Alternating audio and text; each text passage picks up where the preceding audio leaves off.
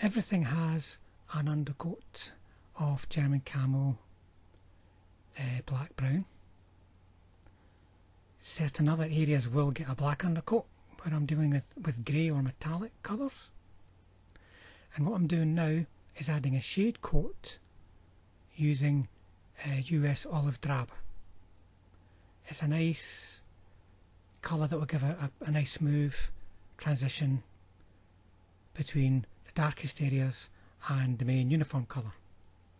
So when I'm painting this on, I'm trying to leave some of the original black, brown in the deepest recesses, but also in other areas where I see creases or shapes, for instance around pockets, the flaps on the top of the pockets or the sides of the pockets, around where the webbing is going, around the collars, around the shape of the hat, for instance, the field cap in this case. And then the base colour for the uniform is Panzer Aces Light Mud. So I'm putting that on, paying attention to the groundwork that I've already laid with the olive drab. I'm trying to leave some olive drab as well as the deeper shade that's within the olive drab, so we get this nice gradation. I'm trying to put the highlights on, how to put it, light shines down the way, that's what I'm thinking when I'm putting these on. So I want highlights to sit on top of creases, not just the entire crease being shade. And hopefully that's coming across in the video. So I'm going through, finding the shapes, blocking them in, and then coming back and sort of firming them up, as well as adding another coat of paint, because you're not going to get all this on in one coat unless it's a very, very small area.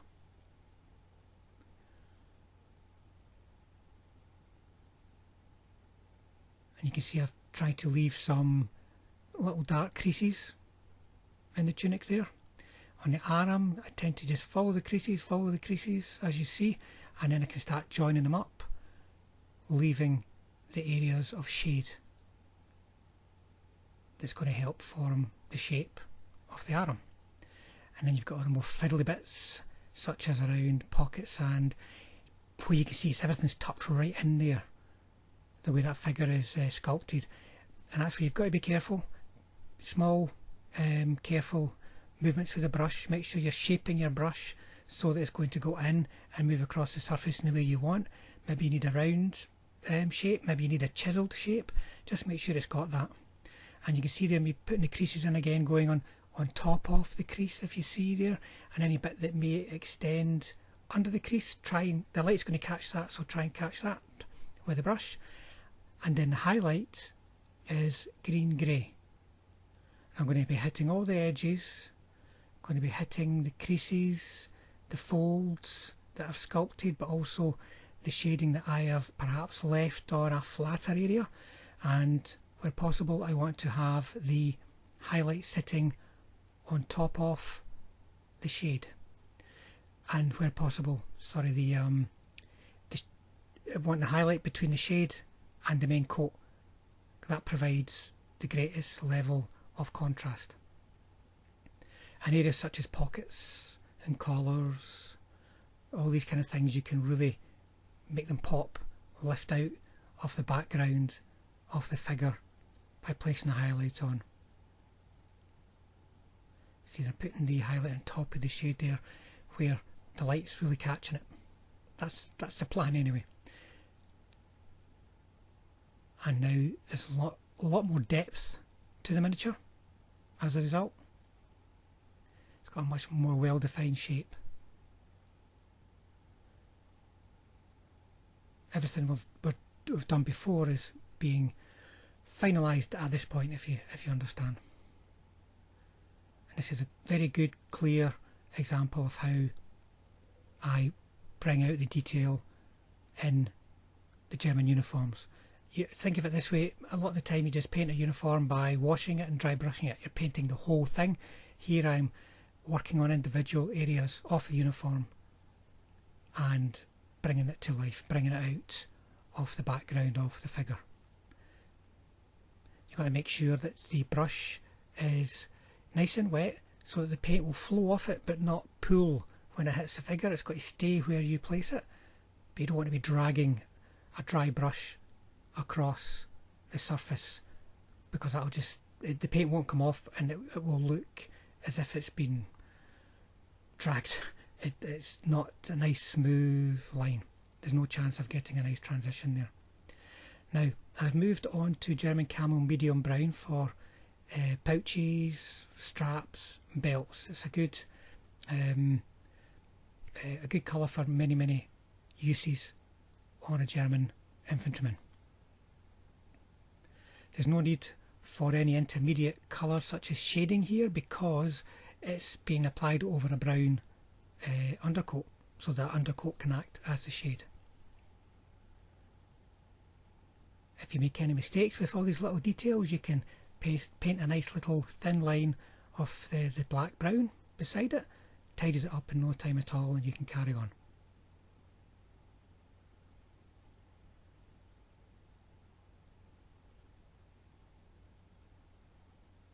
Now I'm using orange brown to highlight the leather, the straps and such likes.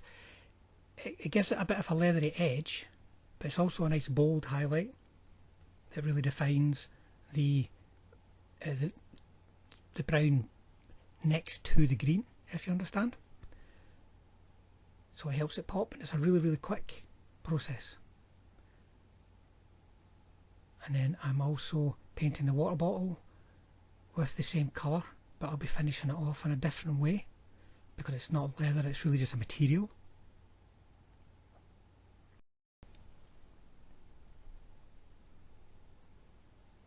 The gaiters were given an undercoat of track primer, that's Panzerace's track primer. Then the main colour is green grey, and the highlight is Splinter Camel Base, once again from Panzerace's. So I'm just mindful of the shape of the gaiters and any straps, any little buckles. I can add in some metallic grey kind of colours later, but just now it's just getting that main colour in, highlighting it a bit and catching all the edges. Now the gas mask canister is, let me see, it's German, Panzerace's German Tank Crew 2 and Panzerace's Afrika Korps Tank Crew as the highlight. You can also just go for a grey finish here with German grey, dark grey and London grey. But if you're going to do that, make sure you give it a black undercoat first. But here I've gone for a green finish. It doesn't stand out quite as much, but in this scale that's not such a big problem because you can still see it, and it has got a different colour of green. And the highlight also makes it, I mean, the final highlight you give to any paint will make a huge difference to how it looks. So the boots have been undercoated in black, and I'm just using German grey as a highlight colour, and that's all I'll use. I'm also going to be using that German grey on the helmet, as well as dark grey and London grey, and also on the mortar shell here. There's other colours you can use. I believe there's a reddish colour, and that would have been a good option, but I've just stuck with grey here because I wasn't sure what red colour to use. You don't want it looking too fantasy, basically. So keep it looking nice and earthy. And then the boots here, the same idea again, just German grey. Now here we've got the water bottle, or the mess tin. I keep saying water bottle. You've got the mess tin here, folks, so we're going to be giving that the same approach as the helmet, basically. German grey, dark grey, London grey. And it gives a nice metallic finish without having to resort to metallic paints. And if you're good at non-metallic metal, you can add to that appearance, but here we're just going to keep it nice and simple.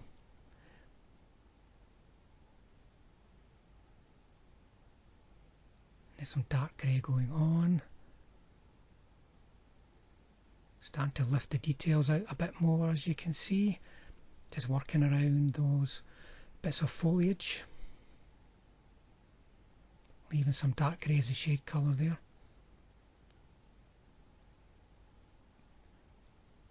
And then starting to get the highlights onto that mess tin. Then London Grey, just for that critical highlight, just to give it the shape, give it the depth that it needs. A little bit of edge highlighting there, nothing demanding, a couple of blobs on the flatter areas. And then here I've done some work on the buckles and the buttons, just picking them out. No, after giving them a black undercoat.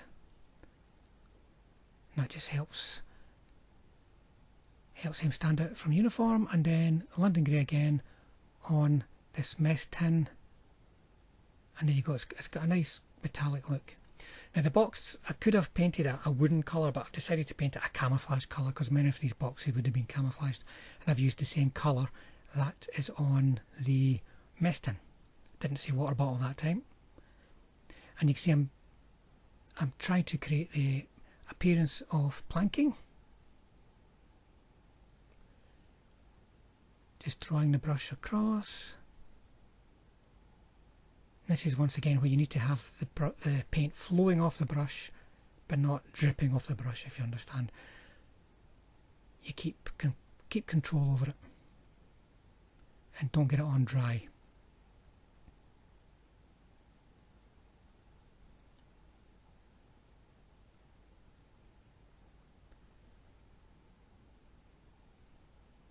And then it's ready for that highlight again.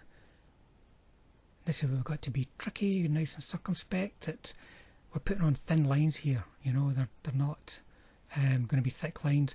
They don't have to be and probably shouldn't be solid lines right the way along. You see how I'm just sort of tapping at it and then doing little lines just to tell the eye there are lines here, as opposed to try and paint exactly, edging everything, because that's going to be too stark.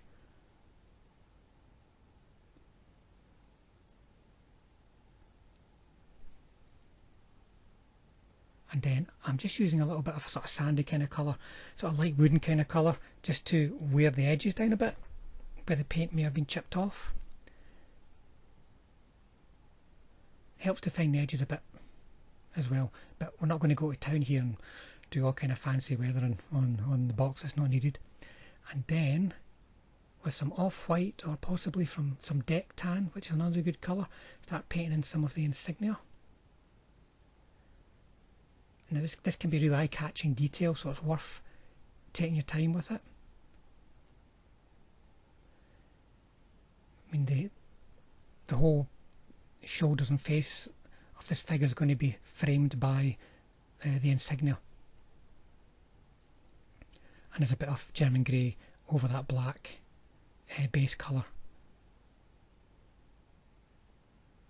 So it's framed by a little bit of black either side, and then just a bit of white just for a couple of bits to stick out, stand out, sorry, and catch the eye. And then the eyes, always a difficult thing to do, folks. I always try to come in from the side where at all possible, paint the eyes before you paint the rest of the face.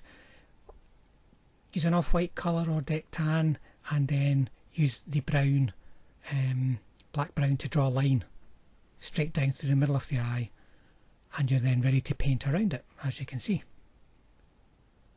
I'm going to paint the faces a little bit differently. This guy's going to have a bit more of a dark chiselled looking face, and the other one, because it's a lot bigger, you'll see it's going to be a bit more of a solid finish to it. Now here I am using German Camel Medium Brown as the base, or the shade colour, sorry, and then Bronze Flesh Tone from Game Colour as the main colour of flesh, and then Model Colour Flat Flesh for highlight. You can see I've got much less lines on the face of this guy, and if I can keep it in shot, you see I'm also painting around the back of the neck. And just remember, when you're painting a figure, anything, head, arms, legs, whatever, the figure goes all the way around. Especially when you're leaving shade, folks, make sure you're going all the way around arms and down into the shade areas, so that you're not leaving too much dark shade around the figure. Now goes the highlight. You can see me putting it like on top of the cheekbones there, not on the front facing part of the cheekbone, because the light will come down and land below the eyes. And then you've got ridges of the nose, eyebrows, cheekbones, chins. You know what a face looks like, folks, so paint it the way that it looks natural to you.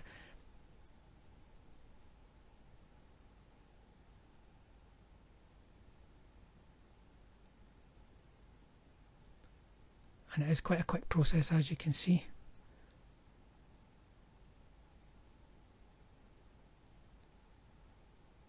Let's get them in shot. So hand, same paint, unsurprisingly. Here I've got to try and pay attention to the anatomy of a hand. The first coat is fairly straightforward. The highlight, you've got to be a bit more careful, a bit more circumspect. Just trying to catch those high points and perhaps like the tendons there on the back of the hand. And then this guy's got a huge chin, so he needs a bit of stubble to go on that, so that's just a bit of dark grey. Put it on quite thin and then just try and work away at it and scrape away at it with a brush to try and get a bit of an irregular finish to it.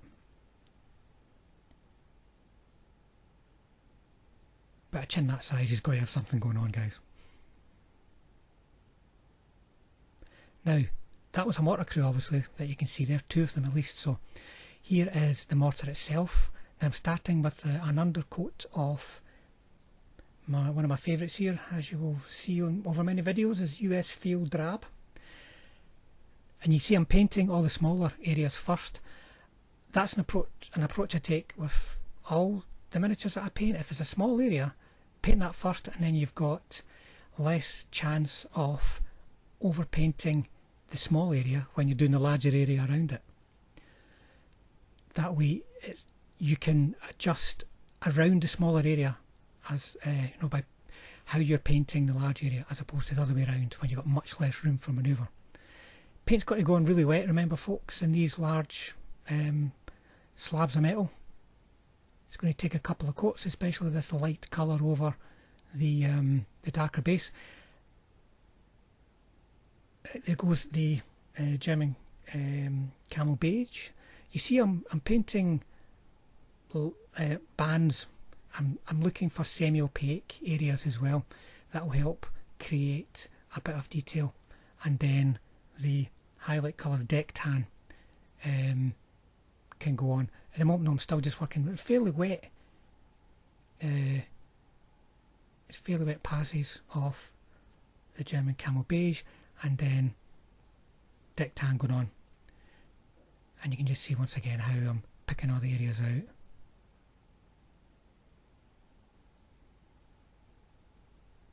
And it's starting to get a bit of depth and a bit of shape to it, even though it's quite a skinny little piece of equipment.